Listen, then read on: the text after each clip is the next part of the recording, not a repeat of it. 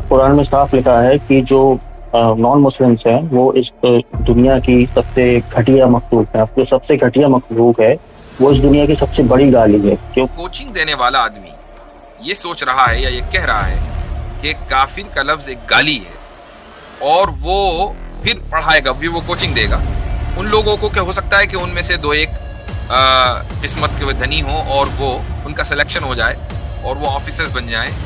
तो फिर आप मुझे एक बात बताएं कि फिर वो ऑफिसर्स कम्युनिटी को कैसे चलाएंगे, जबकि 20-25 करोड़ 30 करोड़ लोगों के बारे में उनका नजरिया ये होगा कि ये हमें दिन रात गाली देते हैं। मुफ्ती साहब।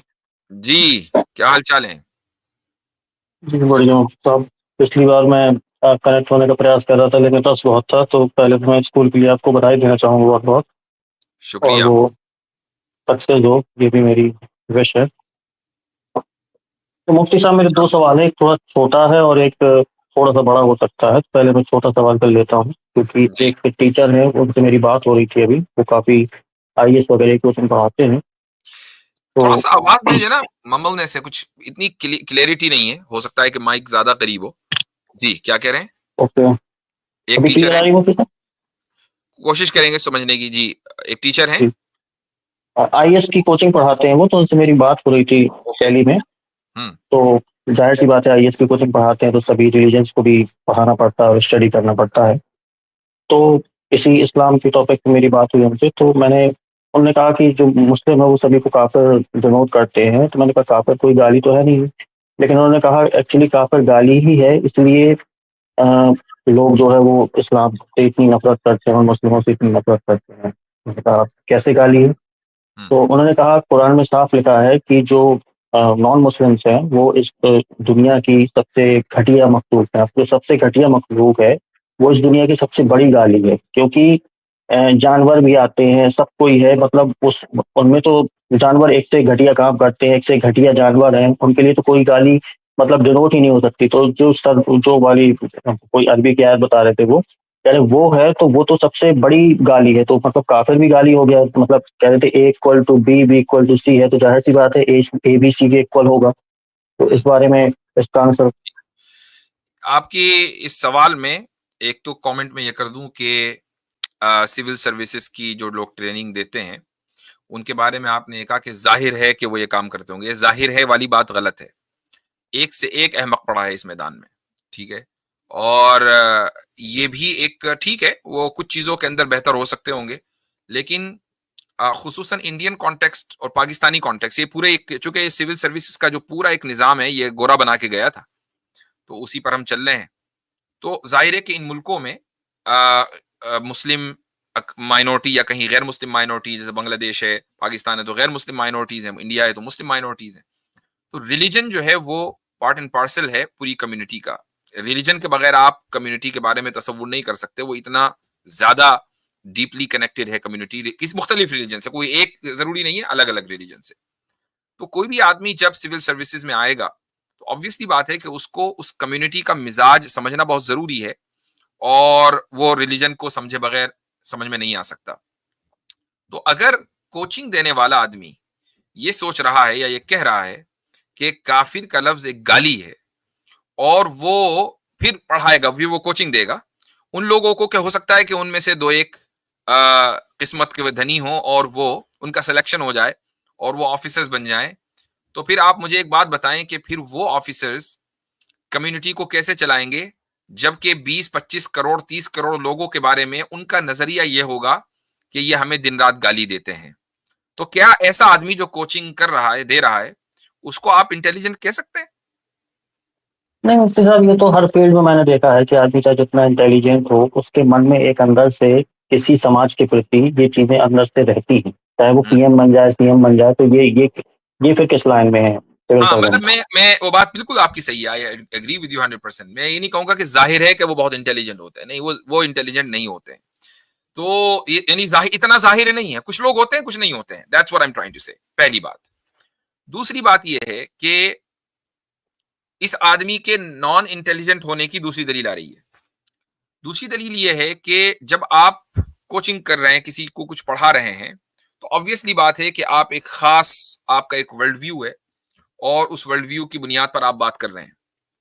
ठीक है, वो वर्ल्ड व्यू क्या है? वो ये है कि भाई सिविल सर्विस में जो बंदा आता है उसके नजदीक सब लोग इक्वल हैं, वो चाहे हिंदू हो कि मुसलमान हो कि ईसाई हो, वो सिख हो, कोई भी हो, सब लोग, चूंकि उसको सबको सर्व करना है, वो किसी को रिलीजियस बुनियादों के ऊपर ये नहीं कह सकता कि मैं उस कम्युनिटी को सर्व नहीं करूंगा। अगर वो डीएम है किसी जिले का तो वो सबके लिए डीएम है, कमिश्नर है तो सबके लिए कमिश्नर है, राइट? तो अब आप का एक वर्ल्ड व्यू है, मैं इससे कतई नजर कि ये अच्छा है या बुरा एक अलग चीज है, मैं इस पर बात नहीं कर रहा हूं। अब आपने उस वर्ल्ड व्यू से आप आ रहे हैं और आप रिलीजन की बहसों में आ गए। रिलीजन खड़ा ही इस बुनियाद पर है कि नहीं ये ट्रूथ है और बाकी सब फॉल्सहुड है। तो आपने देखा कि एक सेक्युलर वर्ल्ड व्यू है कि जिसका मकसद ये है कि आपको सर्व करना है, सर्व आपको सबको करना है irrespective of the religious identities. और आप बात कर रहे हैं रिलीजन की कि जहां पर सबको सर्व करना नहीं है, जहां पर यह फैसला होना है कि अच्छा कौन है और बुरा कौन है। सर्विस बिल्कुल अलग चीज है। रिलीजन ये बताता है आपको कि अच्छाई ये है और बुराई वो है। आप इस्लाम से पूछेंगे तो ये कहेगा इस्लाम कि अच्छाई ये है कि खुदा के ऊपर ईमान लाया जाए, अल्लाह के रसूल पर ईमान लाया जाए और उसकी बात को माना जाए, ये अच्छाई है। और बुराई ये है कि खुदा जो कि खालिक है उसको न माना जाए।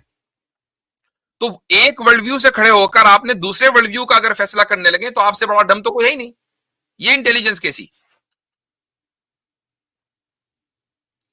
जी भाई मुफ्ती मिस्टर साहब, एक्स।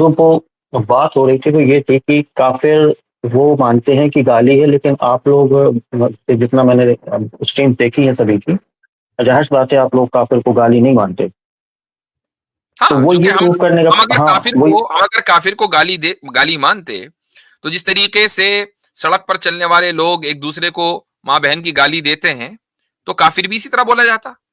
जबकि तकफीर के यानी काफिर करार देने के बहुत सख्त उसूल हैं, उसके ऊपर बाकायदा किताबें लिखी। आपने देखा है किसी कौम में गाली किस तरह देनी है उसकी किताबें लिखी गई हो बाकायदा? पूरे बड़े बड़े जो उलमा हैं, स्कॉलर्स हैं, वो उस पर लिख रहे हो कि गाली ये वाली ज्यादा सही रहेगी, वो वाली खराब रहेगी, इस पूरा तरह की मेथड किताबें होता है, पूरी मेथोडोलॉजी है।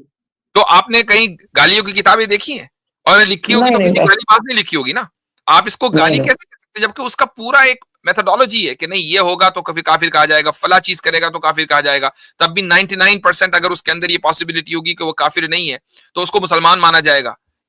नहीं, जिससे 99% मान लीजिए 99% जाहिर अगर सी बात है आप पॉसिबिलिटी है कि वो काफिर है और 1% पॉसिबिलिटी है वो काफिर नहीं है, तब भी हम उसको मुसलमान मानेंगे। ये पूरी एक मेथोडोलॉजी है। अब वो रही ये बात, मैं उस पर आ जाऊं कि कुरान ने शर्रुल बरिया कहा है, शरुल बरिया वर्स्ट ऑफ ऑल क्रीचर्स। किनको कहा है? उनको कहा है ना कि खुदा उनको वर्स्ट ऑफ ऑल क्रीचर्स कह रहा है कि जिनको खुदा ने बनाया, पैदा किया, उनको खिलाया पिलाया, अपनी जमीन में बसाया, उनको रिस्क दिया, उनको अकल दी, इन सब चीजों का गलत इस्तेमाल करके वो खुदा के बागी हो गए। जबकि जानवर बागी नहीं हुआ। ठीक है, जानवर उसी काम में लगा हुआ है जिस काम में खुदा ने उसको लगा दिया। तो क्या खुदा फिर उनको जानवर से बदतर नहीं कहेगा? ये खुदा का हक है। उन्होंने कहा कि खुदा on the day of judgement कहे वो ठीक है, लेकिन इस दुनिया में अगर हम ऐसी चीजें एक किताब में पढ़ते हैं तो इससे समाज में एक हार्मोनी है वो नहीं आ सकती। तो इसीलिए आप अगर देखते हैं कि उसके लिए ये मानना पड़ेगा, प्री सपोज करना पड़ेगा कि खुदा को हमारा समाज चलाने में कोई उसका हक नहीं होना चाहिए। खुदा बस बाहर बैठे, जब जब आखिरत में फिर खुदा फैसला करे भाई अभी उसका कोई रोल इस कायनात में नहीं होना चाहिए। पहला प्री सपोजिशन तो ये है। दूसरा, आपको यह मानना पड़ेगा कि खुदा ने कोई किताब नाजिल नहीं की है, ये जो किताब कुरान है ये सिर्फ इंसानों ने, कुछ मुसलमानों ने लिख ली है। अगर ये सारी चीजें आप सही मान रहे हैं तो ठीक है, जो बात आप कह रहे हैं वो बिल्कुल दुरुस्त है। लेकिन अगर ये बातें गलत हैं, आप कह रहे हैं कि खुदा है और न सिर्फ ये कि उसने इस कायनात को पैदा किया बल्कि वो इस कायनात को चला भी रहा है और वो चाहता है कि उसकी मर्जी के मुताबिक और उसके हकाम के मुताबिक कायनात चले, और उसने उस मर्जी को बताने के लिए किताबें नाजिल की हैं जिसमें आखिरी किताब कुरान है। तो फिर आप ये नहीं कह सकते कि नहीं जी ये तो कम्युनिटी के हार्मनी के खिलाफ है, कम्युनल हार्मनी के खिलाफ है। और इससे ज़्यादा हार्मनी क्या हो सकती है मुफ्ती साहब कि हम अहले किताब को काफिर समझते हैं, उसके बावजूद भी उनकी खवातीन से निकाह करना जायज़ है, ना सिर्फ निकाह करना जायज़ है बल्कि औलाद भी पैदा करना जायज़ है। तो ये चीज अच्छा। और उससे बढ़कर हार्मनी, भाई मिस्टर एक्स साहब, उससे बढ़कर हार्मनी, आप एक ऐसी कंट्री में रहते हैं कि जहां नॉन मुस्लिम मेजोरिटी में है, मुस्लिम माइनॉरिटी में है, और उस मुल्क में एक बड़ी तादाद, छोटी मोटी तादाद नहीं है, बड़ी तादाद ये समझ रही है कि यार ये मुसलमानों से जो है ये हमें बड़ा खतरा है, या टेक ओवर कर लेंगे वगैरह वगैरह।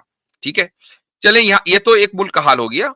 दूसरे मुल्क में, यानी अगर इस्लामिक स्टेट हो, इस्लामी रियासत हो, और वहां पर जो मैंने इससे पहले भी कुरान और सुन्नत के ऊपर हमने बात की है कि इस्लामी रियासत में क्या अहकाम होते हैं गैर मुस्लिमों के ताल्लुक से, वही गैर मुस्लिम ना कि जिनको मुसलमान काफिर समझ रहे हैं, जब वो गैर मुस्लिम उस इस्लामी रियासत में, वो काफिर उस इस्लामी रियासत में रहते हैं, तो वो इक्वल सिटीजन होते हैं, उनको वही हुकूक होते हैं जो मुसलमानों के होते हैं। ठीक है, तो फिर जिनको यानी जिनको वर्स्ट ऑफ ऑल क्रीचर्स कहा जा रहा है, तो फिर तो उनको उसी तरीके से ट्रीट करना चाहिए ना, दिन रात उनको ज़िबा करो और उनका गोश्त खा जाओ, ऐसा तो नहीं है। जी ठीक है, तो मुफ्ती साहब मैं जाति अच्छाई और बुराई, एक बात याद रखें, किसी चीज को अच्छा या बुरा कहना कभी भी कम्युनल हार्मोनी के खिलाफ नहीं हो सकता। कम्युनल हार्मोनी के खिलाफ अकीदा नहीं होता है, कम्युनल हार्मोनी के खिलाफ एक्शन होता है। हार्मोनी जो है वो एक्शन से बनती है। कि मिसाल के तौर पर मुसलमान है, किसी भी मुल्क में रहेगा, वो नॉन मुस्लिम को गलत समझेगा, वो, और हर मजहब वाला ऐसे ही, क्रिश्चियन भी ये करता है, जूस भी ये करते हैं। ठीक है, जिनका अपना मजहब कुछ कोई नहीं होता, वो ये कहते हैं सब अच्छे हैं, क्योंकि सब चीजें अच्छी नहीं हो सकती, अच्छाई एक ही होगी, बुरा बाकी बुराई होगी। तो जब हर कम्युनिटी, हर रिलीजियस कम्युनिटी यही कहती है कि मैं सही हूं, ट्रूथ ये है, बाकी फॉल्सहुड है, और उससे हार्मोनल कम्युनल हार्मोनी डिस्टर्ब नहीं होती, तो आप सिर्फ इंडिया के कॉन्टेक्स्ट में ये कैसे कह सकते हैं कि किसी कुछ लोगों के या 20 करोड़ लोगों के इस अकीदे की वजह से कम्युनल हार्मोनी डिस्टर्ब हो जाती है? क्या इससे इससे एक और माइंडसेट, तीसरी दलील आ रही है उस आदमी के डम होने की, वो ये है कि वो कम्युनल हार्मोनी के डिस्टर्ब होने का इल्जाम सिर्फ और सिर्फ मुसलमानों के ऊपर लगा रहा है। तो क्या आप ये समझते हैं कि हिस्टोरिकली ये बात सही है? नहीं, ये तो पिछले 10 साल से ऐसा माइंडसेट बना है ना पूरे इंडिया में कि जो भी होता है उसके लिए मुसलमान ही जिम्मेदार। लिए मुसलमान जिम्मेदार हैं। उससे पहले फसादात होते थे, तो फसादात ताली जो है एक हाथ से दो बचती नहीं है। लेकिन जो आदमी इस तरीके से अपनी क्लास को ट्रेन कर रहा है, वो ये बता रहा है कि अगर ये लोग तुम्हें काफिर ना कह रहे होते तो इस मुल्क में कभी भी कम्युनल हार्मोनी डिस्टर्ब ना होती। ये जो हो रही है इनकी वजह से हो रही है। इससे बड़ा डम कौन होगा? इसको इंटेलिजेंट कहते हैं आप? नहीं, वो उनका पर्सनल माइंडसेट हो सकता है, जो नहीं वो क्लास में पढ़ा रहे हो, जाहिर सी बात है उसमें मुस्लिम बच्चे भी पढ़ रहे होंगे, तो वो तो ऑब्जेक्शन करते ही अगर ऐसा नहीं, होता नहीं कुछ करते, लोग। दैट्स द पॉइंट, नहीं करते हैं। जो मुस्लिम बच्चे उन क्लासेस में होते हैं, अगर वो ऑब्जेक्शन करें तो उनकी जो अपॉर्चुनिटीज है वो उनको लिमिटेड कर दिया जाता है।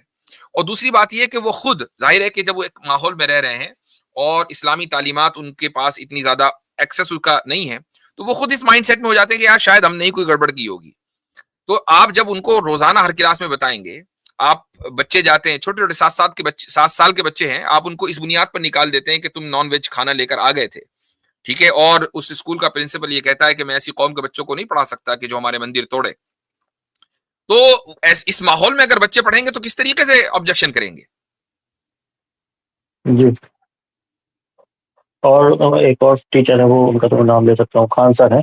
उनके क्लास में तो 2500 के आसपास एवरेज बच्चा पढ़ता है एक क्लास में, तो जाहिर सी बात है उसमें बहुत से मुस्लिम बच्चे भी होंगे, और उनको तो कई वीडियो वायरल होते हैं जिसमें वो इस्लाम के खिलाफ बयान देते हैं और बातें करते हैं, तो उसमें भी कोई ऑब्जेक्शन नहीं होता था, जाहिर सी बात है। यार वो जो खान सर है ना, मैं I feel bad for his students, मतलब हाँ, उनका लेवल ऑफ इंटेलेक्ट और बात जब हाँ, वो बात उन्होंने तो करते कोई हैं एग्जाम भी क्लियर नहीं किया।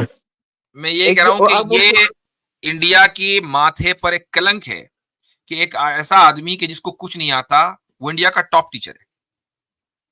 मुफ्ती साहब, नहीं, ये अगर आप उनका टॉप ना आप उनका एक वीडियो, आप मुझे उनका कोई भी एक जी, रैंडम वीडियो उठा दे, I will point out 10 mistakes minimum. बहुत मिस्टेक जी।